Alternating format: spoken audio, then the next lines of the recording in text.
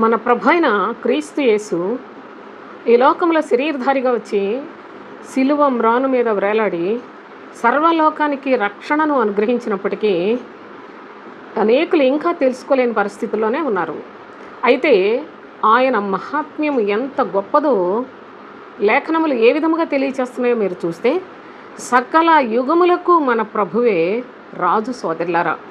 ఆయన అద్వితీయుడుగా, అక్షయుడుగా, అదృశ్యుడుగా సమస్తాన్ని కూడా తన మహత్తు కలిగిన మాట చేత నిర్వహించుతూ ఉన్నాడు.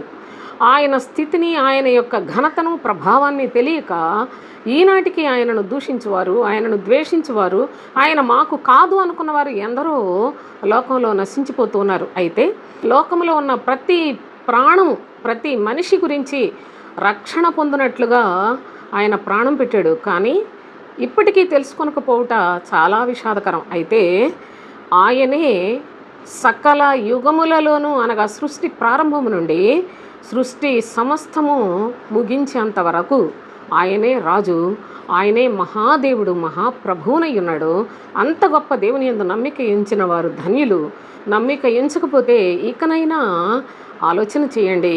ఏది నిజమో, ఏది న్యాయమైందో, ఏది శ్రేష్టమైందో తెలుసుకున్నట్లయితే మీ జీవితాల్లో మీకే క్షేమం కలుగుతుంది.